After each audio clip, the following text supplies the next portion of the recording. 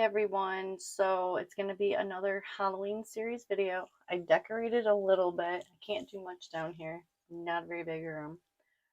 Um, Today's video is going to be called In a Blind Fit of Rage. So let's get into it. I have no idea what's going to happen in this video. I stopped reading ahead, and it's probably a good thing so you guys get a true reaction. So Halloween night 2004 brought Eric Koppel and his ex-fiancée Lily Prudhomme together at the same party, but it didn't go as Koppel had hoped for. Instead of reconciliation, I hate that word, they argued. He had been depressed since Lily broke off their engagement a short while before. After not getting what he wanted that night, Koppel would let his rage build up in him and target who he thought was keeping him and Lily apart. Her best friend, Adrienne Insagna. I'm sure I botched that name, sorry. Not only were Adrienne and Lily best friends, but they also worked together at the Napa Sanitation District. And since Lily broke off the engagement, she and Adrienne had started to plan a trip together to Australia. Koppel had helped Adrienne move into her new place, which she shared with two other roommates. So he knew right where to go. He arrived at the house on Dorset Street in Napa, California, and waited. The three roommates, Adrienne Insagna, Leslie Mazzara, God, they have names, man, that are hard. They have easy names like Smith, I don't know, and Lauren Minza had spent the night passing out candy to neighborhood trick-or-treaters and went to bed around 10:30 p.m. They had no idea a deranged man was watching the house outside, chain smoking and waiting for them to go to bed. Koppel climbed through a stair. I can't talk. I mean, there's stairs, but that's not what it says.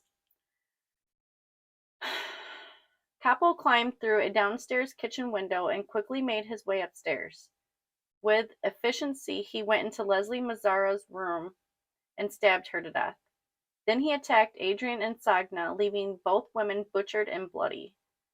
Both women reportedly woke up during their attack and screamed, causing Lauren Minza's dog to growl in her downstairs bedroom. She left her room to check on the noise when she heard footsteps running down the stairs. Lauren ran towards the back of the house, escaped through a door, and hid in the backyard. Then she saw a man crawling out of their bedroom. Lauren ran towards the back of the house, escaped through a door, and hid in the backyard. Then she saw a man crawling out of their kitchen window. After he left, she went back in to check on her roommates. She first saw Leslie lying face down in the doorway to her bedroom, blood pooling around her. Looking around, she spotted Adrienne hiding behind Leslie's bed. She was alive but bleeding from multiple stab wounds.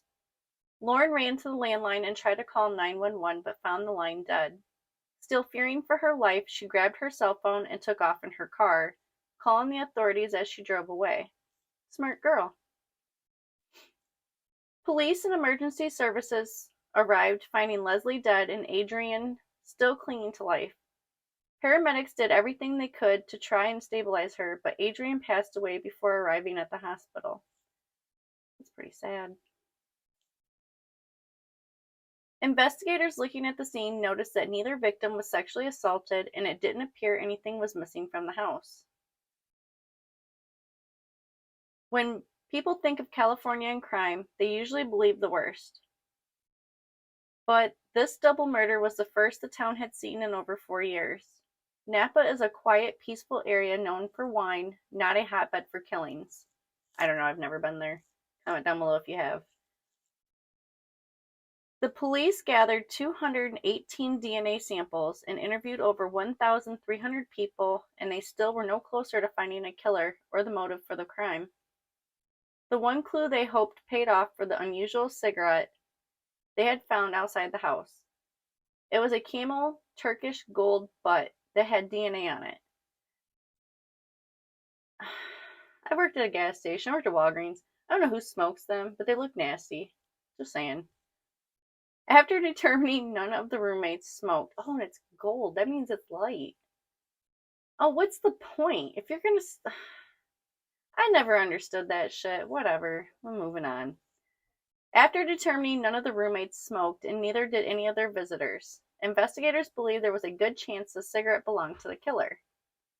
By this time, both Leslie and Adrian had been buried, and Lily had not only reconciled with Koppel, but they had gotten married. Fuck, dude. I see where it's going already. So when investigators once again started quizzing Lauren about who could have been smoking near their place, she mentioned Eric Koppel, but she said she had no reason to can't talk. But she said she had no reason to suspect him of the crime. After all, he was involved with Lily, none of the women who lived there, and after the murders, he attended the funerals. He had even asked Arlene Allen, Adrian's mother, to speak at his wedding. In court, Arlene Allen read a statement. This is a part of that statement. You are a man who is so cruel as to invite me, the mother of the woman you murdered, to stand up for you at your wedding, to read scripture to you of your love and death, and to bless your union. Throughout that weekend, you brought me into the heart of your family, knowing all the while it was you who destroyed mine. Pretty deep. But before it made its way into court, this case would drag on. With the police not finding a match to the cigarette butt, they ran it through a DNA ancestry site that tells you information about the subject, not just their identity, which would match the family background on Koppel. Police released a statement on September 22, 2005, nearly 11 months after the murders. They said they had found DNA on a unique brand of cigarettes, Camel Turkish Gold, at the scene. Then they had hoped someone would come forward with more information. As Koppel no doubt felt the walls closing in on him, he told everything to his family, including his wife Lily. With them at his side, he agreed to turn himself in on September 27th. In court, all those who gathered hoped that the man who took 2 lives would try and explain himself, but he didn't. I'm a broken man. I cannot fathom an explanation for my sinful deeds. The terrible agony inflicted upon a great number of people, words evade me. In the end, he said he had been depressed and used alcohol to cope, which only made things worse. He said he should have gotten help. There was a rage inside me. If I had only listened to those who pleaded with me to get the help I needed. I was going to end my life, but I didn't want to take the answers to my grave. Followed by, when I talked to the police, I told the truth, as God is my witness. Did he, though? Did he? Whether he told the police why he killed the 2 women and they chose not to release it, or Koppel has kept it to himself, we might never know. The theory as to why Koppel killed that night, which seems to make the most sense, is that Koppel resented Lily's friendship with Adrian and thought it was interfering with him and Lily getting back together. What the fuck, dude? You wouldn't think that it would be a friend, like a girlfriend, right? You would think it would be like another guy he'd be intimidated by, but he's intimidated by her friend, like her girlfriend. Whatever, dude. It's been said that he and Leslie had never met, even though Koppel knew Adrian and had met Lauren. So you have to wonder why he killed her. Did Koppel plan to kill all 3 women and only Lauren escaped? Or did he attack Leslie by mistake, thinking she was Adrian? Police believe that Adrian had been attacked second, that she woke up hearing Leslie screaming and went to help her. There is evidence that Adrian was able to scratch Koppel before he got control of the situation.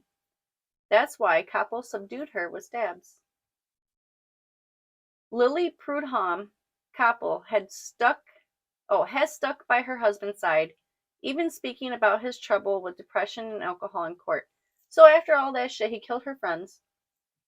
She fucking stayed with him after that. Like, I'm at a loss for words for this one, dude. I don't understand. She stuck with him. He killed her friends. So he could have her all to himself. Then she wouldn't have nobody else. She'd only have him. Oh. It sent Eric into a violent explosion, but he has paid his debt through Jesus Christ. Here we go. In the days before he confessed, I knew something was terribly bothering him. I told I told him, Eric, there is nothing in this world that you could do to make me love you less. Those words are just as true today as they were that afternoon. She's messed up, dude. She needs help.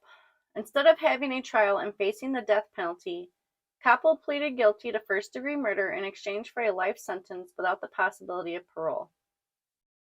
Whether he has made amends with God doesn't change the fact that he took 2 young women from this world. Nothing can undo that evil. This is a very quick story, but it's nonetheless horrible. This one probably wasn't as bad as the other ones. I mean, he killed her friends so he could, like, have her all to himself. It's still fucked up. I don't understand this. And then she stayed with him. What's wrong with her? She needs help. Something fierce. She needs help. Anyways, if you guys like the video, give me a thumbs up. If you'd like to see more videos like this, please subscribe. And as always, you guys have a great day, and thank you so much for watching.